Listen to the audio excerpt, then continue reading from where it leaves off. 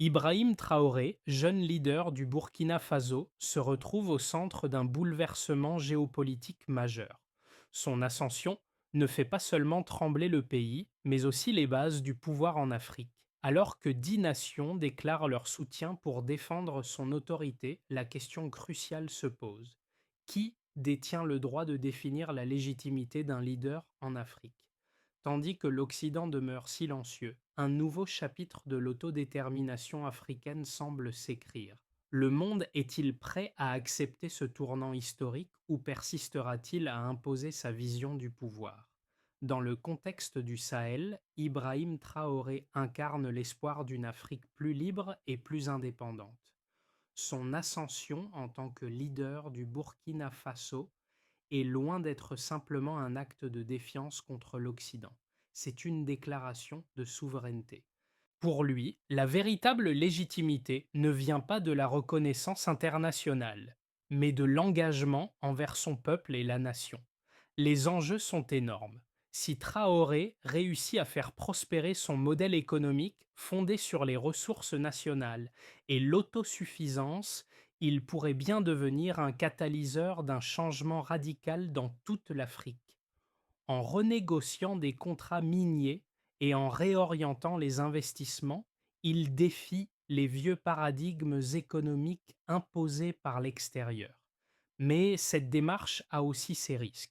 L'isolement économique pourrait s'intensifier et des sanctions internationales risquent de s'abattre sur le pays. Pourtant, pour les Africains, c'est bien plus qu'une simple question économique. C'est la chance d'écrire un nouveau récit de l'indépendance. Le 28 juin, une scène historique s'est déroulée au Burkina Faso. Sous un ciel clair du Sahel, Ibrahim Traoré, accompagné de 10 ambassadeurs, a signé un accord crucial confirmant son pouvoir en tant que président légitime du pays. Cet instant a marqué la fin d'une époque où la légitimité était imposée par des acteurs extérieurs et a ouvert la voie à une nouvelle ère où l'Afrique réclame le droit de définir son propre destin. Les caméras du monde entier ont capturé les poignées de main fermes, les regards déterminés des leaders, et derrière chaque signature se cachait un message fort. L'Afrique n'a plus besoin d'être validée par les puissances occidentales pour être légitime. Ce moment a mis en lumière la question fondamentale.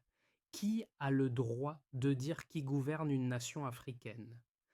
Alors que l'Occident persiste dans son scepticisme, les nations du Sahel, unies sous la bannière de Traoré, prennent leur destin en main. Les investissements mondiaux sont désormais recalculés, avec près de 2,3 milliards de dollars en accords miniers et d'infrastructures suspendus incertains quant à leur avenir. Traoré lui-même n'a pas demandé de l'aide aux Nations Unies, mais a exigé que le monde l'écoute. Ce discours ne visait pas seulement à obtenir la reconnaissance, mais à revendiquer une place sur la scène mondiale pour l'Afrique, en tant qu'égal, non pas comme un sous-développé, mais comme une force émergente capable de s'autodéfinir. Le Sahel, longtemps perçu comme une zone de conflit et de pauvreté, devient ainsi un centre stratégique de réinvention pour un continent en quête de sa propre voie. Cette victoire symbolique pour Traoré est le prélude à une transformation bien plus profonde, qui pourrait redessiner non seulement l'économie, mais aussi la manière dont l'Afrique interagit avec le reste du monde. Ibrahim Traoré n'est pas seulement un président, il était le visage d'un mouvement qui transcende les frontières du Burkina Faso. Issu d'un contexte marqué par l'insécurité, la pauvreté et la dépendance, Traoré a choisi de défier les normes établies en mettant l'accent sur la souveraineté nationale. Dès son arrivée au pouvoir, il a dissous un gouvernement qui servait les intérêts extérieurs et a pris des mesures radicales pour réorienter les ressources du pays au profit du peuple. Cette prise de décision audacieuse a rapidement attiré l'attention internationale. Au cours de sa première année en tant que leader, Traoré a renégocié des contrats miniers d'une valeur de plus de 3,7 milliards de dollars, en réaffirmant que les ressources du pays devraient bénéficier à ses citoyens.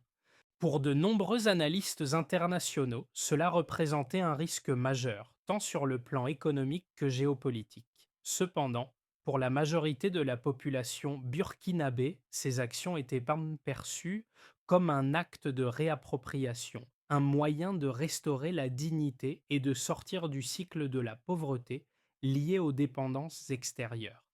La réponse de l'Occident n'a pas tardé.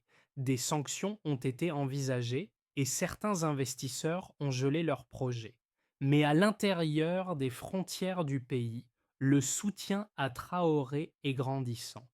Les rues de Ouagadougou résonnent des chants de ceux qui croient en un avenir où l'Afrique, libre de toute tutelle étrangère, pourra se réinventer. Les jeunes leaders, les étudiants et les travailleurs locaux prennent l'exemple de Traoré comme modèle pour une nouvelle Afrique. Traoré réussira-t-il à maintenir cet élan ou les pressions internationales l'emporteront-elles? L'ascension d'Ibrahim Traoré Idrans est née dans un contexte de crise intense au Burkina Faso. En 2022, le pays faisait face à une insécurité croissante, notamment en raison de l'activité des groupes armés dans le Sahel. L'économie était à bout de souffle et les relations avec les anciennes puissances coloniales, dominées par les accords économiques déséquilibrés, avaient exacerbé les tensions internes. Le gouvernement précédent avait largement échoué à répondre aux besoins urgents de la population, tandis que les entreprises étrangères continuaient d'exploiter les ressources naturelles du pays sans réinvestir de manière substantielle dans l'économie locale. C'est dans ce contexte chaotique que Traoré a émergé. Il a pris les rênes du pays à un moment où la stabilité semblait hors de portée. Plutôt que de se soumettre aux pressions internationales, il a immédiatement entrepris de réorienter les politiques économiques du pays. En renégociant les contrats miniers, Traoré a transformé ce qui était auparavant une dépendance vis-à-vis des pays occidentaux en un levier pour la souveraineté nationale. Par exemple, il a nationalisé une partie de l'or et du pétrole, un geste symbolique fort pour la population et un message clair aux puissances étrangères. Les ressources du pays doivent servir les Burkinabés et non les intérêts étrangers. Cependant, cette démarche n'a pas été sans conséquence. En quelques mois, les sanctions internationales se sont intensifiées. L'Union européenne et les États-Unis ont menacé de couper les aides financières et de suspendre les investissements. Les médias occidentaux ont qualifié ces actions de populistes et d'autoritaires, avertissant que le pays risquait de sombrer dans un isolement économique et diplomatique. Malgré cela, Traoré a continué à avancer. L'année 2023 a marqué un tournant important, une série de projets d'infrastructures financés par des accords régionaux avec des pays voisins et des partenaires non occidentaux ont commencé à prendre forme. Le Burkina Faso a entamé des discussions avec la Chine et la Russie pour diversifier ses sources de financement, loin des institutions financières occidentales telles que le FMI ou la Banque mondiale. Un accord majeur a été signé avec Moscou pour la formation militaire, tandis que Pékin a proposé un partenariat stratégique pour le développement des infrastructures. L'une des avancées les plus notables a été la réorientation de l'économie vers des projets locaux. L'agriculture, longtemps négligée, est devenue une priorité. Le gouvernement a lancé un programme national de subventions pour les agriculteurs locaux, visant à améliorer la production alimentaire et à réduire la dépendance aux importations. Ces réformes ont donné un coup de pouce significatif à l'économie intérieure, tandis que les banques locales ont commencé à financer des initiatives d'entrepreneuriat jeunes. Les résultats ne se sont pas fait attendre. En 2024, le PIB du Burkina Faso a enregistré une croissance de 4,9%, une performance remarquable par rapport à la stagnation des années précédentes. le taux de chômage a diminué de 7% et les exportations agricoles ont atteint des niveaux records. Cette réussite a renforcé le soutien populaire pour Traoré, particulièrement parmi les jeunes et les travailleurs locaux qui voyaient en lui un leader capable de redresser l'économie du pays et de lui rendre sa dignité. Mais tout n'a pas été facile. En dehors des frontières du Burkina Faso, les réactions sont partagées. Alors que certains pays africains saluent le courage de Traoré, d'autres, comme le Mali et le Niger, expriment leur solidarité face aux pressions extérieures. Cependant, le défi demeure pour Traoré. Comment équilibrer ses ambitions souverainistes avec les pressions économiques et diplomatiques venant des puissances étrangères, tout en répondant aux besoins immédiats de son peuple? L'impact des réformes économiques menées par Ibrahim Traoré est visible dans plusieurs indicateurs clés qui témoignent de la transformation du Burkina Faso. L'un des résultats les plus immédiats a été l'augmentation des recettes nationales qui ont bondi de 1,8 milliard de dollars au cours de la première année sous sa gouvernance. Cette hausse des revenus provient principalement de la renégociation des contrats miniers et de la nationalisation des ressources naturelles, en particulier l'or et le pétrole. Ce chiffre est d'autant plus impressionnant lorsque l'on considère que ces fonds ont été réinvestis dans des secteurs cruciaux pour le développement national, notamment l'éducation, la santé et l'agriculture. Le secteur agricole, longtemps négligé, a vu une amélioration substantielle grâce à l'introduction de programmes de soutien aux agriculteurs locaux.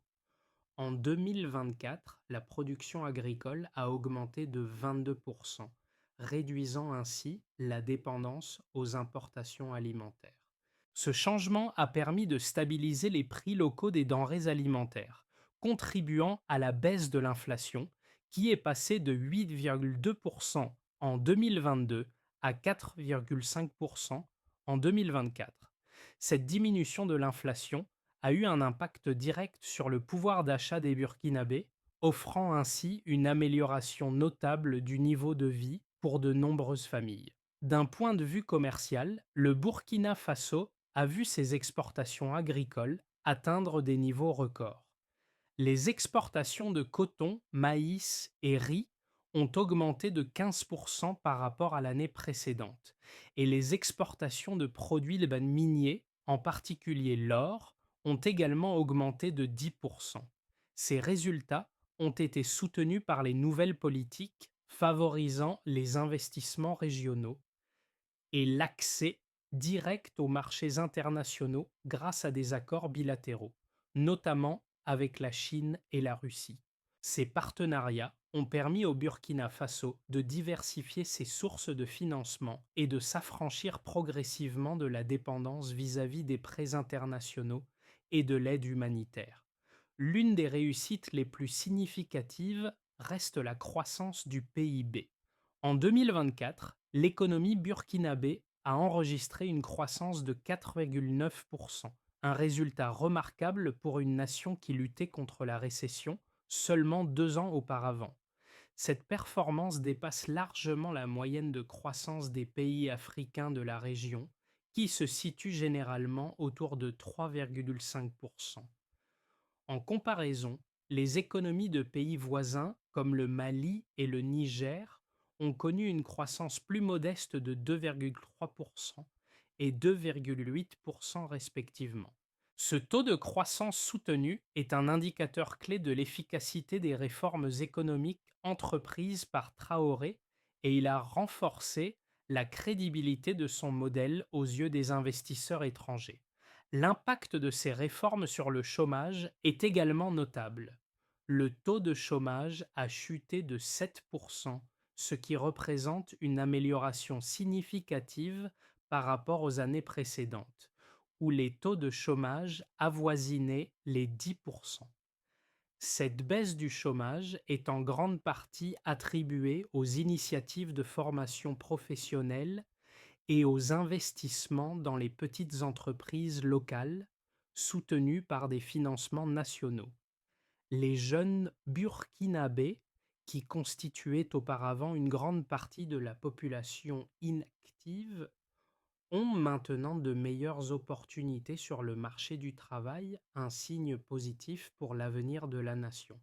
Ainsi, bien que le chemin vers une indépendance totale ne soit pas sans obstacle, les résultats concrets des réformes économiques menées par Ibrahim Traoré montrent que son modèle fonctionne et offre une alternative viable à la dépendance traditionnelle des pays africains vis-à-vis des puissances occidentales.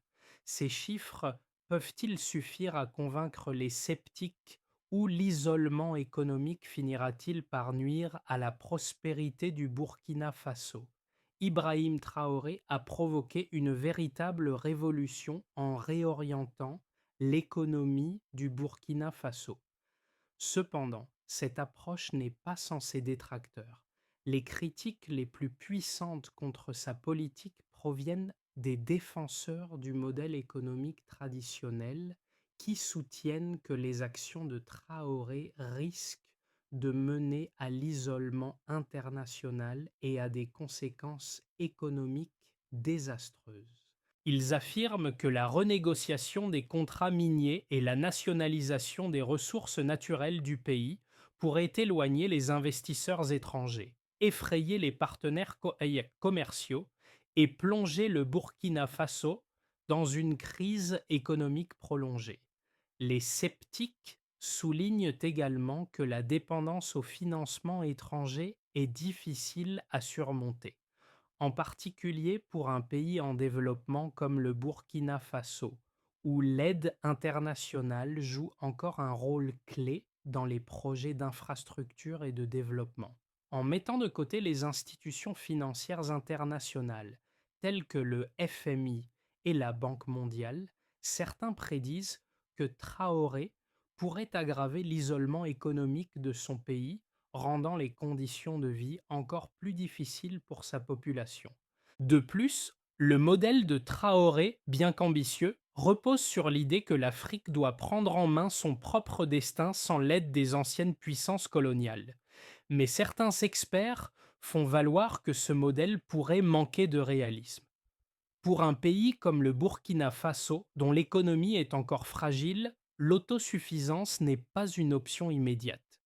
Les défis liés à la diversification économique, à la sécurisation des investissements locaux et à la gestion des ressources naturelles restent considérables. La question se pose: un pays isolé politiquement et économiquement peut-il véritablement prospérer sans l'appui de partenaires mondiaux? En outre, bien que la nationalisation des ressources naturelles puisse augmenter les recettes nationales à court terme, il n'est pas certain que cela soit durable à long terme. Les investisseurs étrangers, qui ont l'habitude de contrôler les secteurs clés de l'économie, pourraient se retirer si le climat d'investissement devient trop incertain. La gestion des ressources, essentielle pour soutenir cette politique, pourrait également se révéler difficile à maintenir sans une expertise internationale et un capital d'investissement à long terme. Cependant, il est également important de reconnaître que le modèle de Traoré a un mérite certain. En luttant contre la domination des puissances extérieures et en redonnant le contrôle à son peuple, Traoré a suscité un sentiment de fierté nationale qui n'avait pas été vu depuis longtemps au Burkina Faso. La véritable question est de savoir si les bénéfices d'une indépendance économique accrue l'emporteront sur les risques d'un isolement international prolongé. Alors que le Burkina Faso poursuit son chemin vers l'indépendance économique et politique, une question se pose désormais avec force. La quête de souveraineté de Traoré est-elle réellement durable à long terme? La véritable révélation de sa stratégie réside dans la manière dont il transforme la situation en une opportunité de développement régional plutôt qu'un simple rejet de l'extérieur. Grâce à ses accords bilatéraux avec la Chine, la Russie et d'autres partenaires africains, Traoré réussit à bâtir des ponts là où les relations avec l'Occident se détériorent. Le modèle qu'il propose va au-delà de la simple indépendance nationale. Il s'agit de construire un réseau d'alliances stratégiques au sein du Sahel et au-delà, où les nations africaines s'entraident pour garantir leur prospérité. Traoré, en tant que leader, transforme son pays en un modèle de coopération sud-sud, une alternative aux anciennes formes de domination économique. Ce faisant, il ne cherche pas seulement à assurer la survie du Burkina Faso, mais à forger un modèle plus large pour l'Afrique.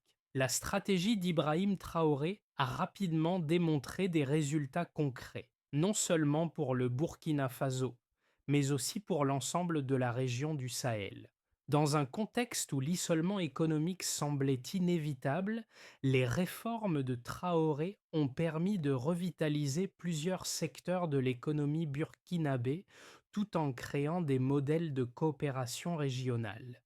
Cette transformation a également eu des effets positifs sur d'autres pays du Sahel, notamment le Mali et le Niger, qui ont vu dans le modèle burkinabé une source d'inspiration pour réaffirmer leur propre souveraineté et indépendance. Au niveau économique, les investissements dans les infrastructures ont permis d'améliorer les conditions de vie de la population. L'une des initiatives les plus marquantes a été le projet d'infrastructure énergétique, soutenu par des partenariats avec la Chine et la Russie. L'objectif est d'étendre l'accès à l'électricité, en particulier dans les zones rurales, afin de soutenir l'agriculture et l'industrie locale. En parallèle, des réformes dans le secteur agricole ont permis une hausse de la production, réduisant la dépendance alimentaire du pays et offrant de nouvelles opportunités d'exportation. Les résultats sont également visibles sur le marché de l'emploi. Le taux de chômage, qui avait atteint des niveaux préoccupants avant l'arrivée de Traoré, a chuté de manière significative. La création de nouveaux emplois dans les secteurs publics et privés, soutenus par une politique active de formation professionnelle, a permis à de nombreux jeunes de trouver des opportunités. Le pays a enregistré une baisse notable de la pauvreté et l'accès à l'éducation et à la santé s'est amélioré, bien que des défis demeurent dans ces domaines.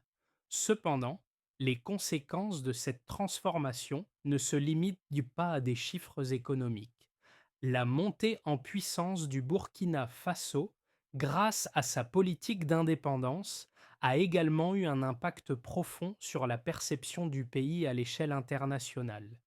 Tandis que l'Occident continue de critiquer les actions de Traoré, certains pays africains ont exprimé leur soutien, voyant dans son modèle une forme de résistance à la domination extérieure. Ce soutien s'est matérialisé par la formation de nouveaux partenariats stratégiques, non seulement avec les pays voisins, mais aussi avec des puissances non occidentales comme la Chine et la Russie, qui ont fourni un soutien financier et technique. D'autre part, l'isolement politique et économique imposé par certains pays occidentaux n'a pas encore eu l'effet escompté. Au contraire, le Burkina Faso a su diversifier ses sources de financement et renforcer ses relations avec d'autres pays en développement, notamment dans le cadre de l'initiative de coopération Sud-Sud. Ces actions ont permis de limiter les effets des sanctions économiques et d'affirmer une indépendance croissante vis-à-vis des grandes puissances mondiales. Toutefois, les défis demeurent. La stabilité à long terme de cette transformation dépendra de la capacité du Burkina Faso à maintenir son modèle économique tout en consolidant ses partenariats internationaux. La question qui se pose est de savoir si le pays pourra continuer à croître sans les soutiens traditionnels venus de l'Occident, ou si les tensions géopolitiques finiront par nuire à ses progrès. Le Burkina Faso pourra-t-il maintenir cette trajectoire malgré l'isolement international, ou les pressions économiques l'emporteront-elles sur son indépendance? Dans les 6 à 12 mois à venir, le Burkina Faso se trouve à un carrefour décisif, avec plusieurs scénarios possibles. Ces prochains scénarios dépendent non seulement des choix politiques et économiques faits par Ibrahim Traoré et son gouvernement, mais aussi de la manière dont le pays sera capable de naviguer entre les pressions extérieures et ses ambitions d'autosuffisance. D'abord, imaginons un avenir où le modèle Traoré s'impose et où l'Afrique se réinvente. Dans ce cas, les réformes économiques de Traoré continuent de porter leurs fruits. Le Burkina Faso parvient à diversifier ses partenariats internationaux et à maintenir une croissance économique soutenue. Le PIB continue d'augmenter, soutenu par les investissements dans les infrastructures, l'énergie et l'agriculture. Le pays renforce ses relations avec des puissances comme la Chine, la Russie et d'autres nations africaines, créant ainsi un réseau d'alliances stratégiques qui dépasse le cadre du Sahel. L'indépendance économique se renforce et le pays réussit à atténuer les effets de l'isolement imposé par l'Occident. Le modèle de Traoré devient un exemple à suivre pour d'autres nations africaines qui aspirent à l'autosuffisance et le Burkina Faso se positionne comme un leader régional dans la lutte pour la souveraineté. Ensuite, il y a l'hypothèse d'un isolement économique plus dur et de tensions croissantes. Ici, l'isolement économique du Burkina Faso se renforce. Les sanctions imposées par l'Occident, en particulier l'Union européenne et les États-Unis, commencent à avoir un impact plus sévère. Les investissements étrangers ralentissent et le pays fait face à des pénuries dans certains secteurs, notamment les importations de biens de consommation et de technologies essentielles. L'économie burkinabé se stabilise, mais à un rythme plus lent, avec une croissance modeste. Les tensions internes commencent à croître, car les populations attendent des résultats plus tangibles en matière de bien-être et de conditions de vie. Le pays se tourne davantage vers des partenaires non occidentaux, mais la dépendance croissante à ces nouvelles alliances pourrait à son tour poser des défis de durabilité. Enfin, un troisième chemin demeure possible, celui d'une crise politique interne qui interromprait les réformes. Dans cette situation, les réformes de Traoré, bien qu'ambitieuses, rencontrent une forte résistance de la part de certains groupes politiques et économiques internes qui sont opposés à son modèle de gouvernance. Ces résistances pourraient entraîner des manifestations, des troubles sociaux ou même une instabilité gouvernementale.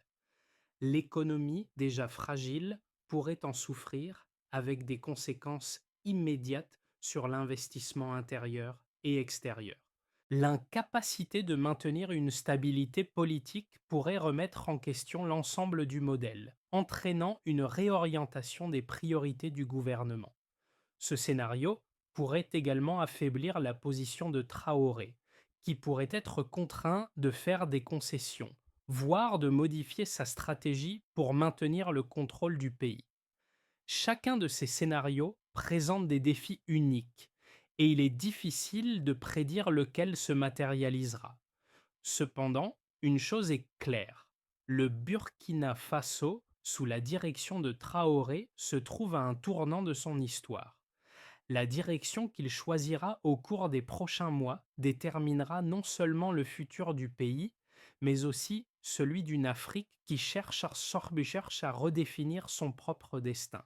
Alors que le Burkina Faso navigue dans des eaux inconnues sous la direction d'Ibrahim Traoré, les répercussions de ses choix vont bien au-delà des frontières du pays. La question qui se pose aujourd'hui n'est pas seulement celle de l'avenir du Burkina Faso, mais celle de l'avenir d'une Afrique entière qui cherche à s'affirmer comme un acteur souverain sur la scène mondiale. Pour les autres nations africaines, l'exemple burkinabé est un miroir qui reflète les possibilités de transformation. Si Traoré réussit à maintenir sa vision d'indépendance et de prospérité, il pourrait bien devenir le symbole d'un nouveau leadership africain, un modèle à suivre pour les générations futures. Les jeunes Africains, en particulier, observent de près cette expérience. Dans les universités de Ouagadougou, Bamako ou Abidjan, on débat de l'autosuffisance économique, du rôle de la jeunesse dans la reconstruction nationale et des moyens de renverser le paradigme de la dépendance économique. Les étudiants, les entrepreneurs et les activistes voient dans le leadership de Traoré un appel à la réappropriation des ressources et de l'autodétermination. Ce n'est plus seulement une question de politique intérieure, mais un appel à l'action pour chaque citoyen africain. Mais au-delà de l'économie, il y a une dimension plus profonde à cette transformation, la dignité. En redéfinissant ce que signifie être un pays indépendant et souverain, Ibrahim Traoré offre une nouvelle définition de ce que cela veut dire être africain. Ce n'est pas une question de rejet du monde, mais de se définir par soi-même. Ce sentiment d'autonomie pourrait résonner non seulement au Burkina Faso, mais dans tout le continent, inspirant une nouvelle vague de leaders qui placent la dignité et l'indépendance au cœur de leurs priorités.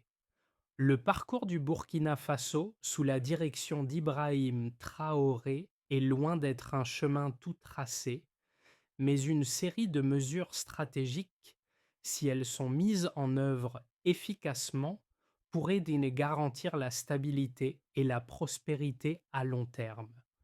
Pour y parvenir, plusieurs axes apparaissent essentiels. D'abord, il faudra renforcer les alliances régionales, non seulement au sein du Sahel, mais aussi avec d'autres pays africains, en multipliant les accords bilatéraux et en soutenant des projets communs. Le Burkina Faso pourrait créer un réseau de solidarité qui protégerait ses intérêts économiques et politiques. Les partenariats avec la Chine et la Russie, déjà en place, devront être consolidés, tout en cherchant à établir des relations avec d'autres acteurs internationaux non traditionnels. Ensuite, il sera crucial de diversifier les sources de financement. Il est essentiel pour le Burkina Faso de réduire sa dépendance au financement externe traditionnel. Cela signifie un passage vers une économie fondée sur les investissements internes et la coopération sud-sud. Le soutien aux entreprises locales, en particulier dans les secteurs de l'agriculture et de l'industrie, permettra de créer des emplois et de stimuler la croissance économique. De plus, des partenariats avec des institutions financières régionales devraient être favorisés. Par ailleurs, investir dans l'éducation et la formation professionnelle sera déterminant. Le succès à long terme du Burkina Faso repose sur sa capacité à former une nouvelle génération de leaders et de travailleurs qualifiés. Cela nécessite un investissement massif dans l'éducation en mettant l'accent sur les sciences, la technologie et l'innovation. La formation professionnelle devrait également être un axe clé pour répondre aux besoins du marché du travail et soutenir l'industrialisation du pays. En même temps, maintenir une gouvernance transparente et participative restera indispensable. La transparence et la participation citoyenne sont essentielles pour maintenir la légitimité du gouvernement et éviter les risques de corruption ou d'instabilité interne. Traoré devra s'assurer que son gouvernement continue d'être à l'écoute des besoins de la population, en renforçant la démocratie participative et en garantissant une répartition équitable des ressources. Enfin, sécuriser les frontières et assurer la paix intérieure demeure une priorité. Le Sahel reste une zone de vulnérabilité géopolitique. Assurer la sécurité intérieure et sécuriser les frontières contre les menaces extérieures est primordial pour maintenir la stabilité. Cela inclut la coopération militaire avec les pays voisins et des réformes dans les forces de sécurité pour mieux protéger la population. Si ces étapes sont suivies avec rigueur et persévérance, le Burkina Faso pourra solidifier sa position en tant que leader d'un nouveau modèle de gouvernance en Afrique, tout en devenant un exemple à suivre pour d'autres pays du continent en quête d'indépendance. Le Burkina Faso, sous la direction d'Ibrahim Traoré, est en train de redéfinir ce que signifie être un leader dans un monde qui se cherche encore. À travers ses réformes audacieuses et sa quête incessante pour l'autodétermination, Traoré incarne un espoir renouvelé pour toute l'Afrique. Le nom du Burkina Faso, un pays qui était autrefois invisible sur la carte géopolitique mondiale, résonne désormais comme un symbole de résilience et de souveraineté retrouvée. Lorsque Traoré a pris la parole à l'ONU, il n'a pas simplement demandé du soutien. Il a exigé que le monde l'écoute, qu'il reconnaisse non seulement sa légitimité en tant que président, mais aussi la légitimité d'un continent qui a trop longtemps été placé sous tutelle. Ce moment historique, marqué par la signature des accords de reconnaissance, a été plus qu'un acte diplomatique, c'était une déclaration de dignité.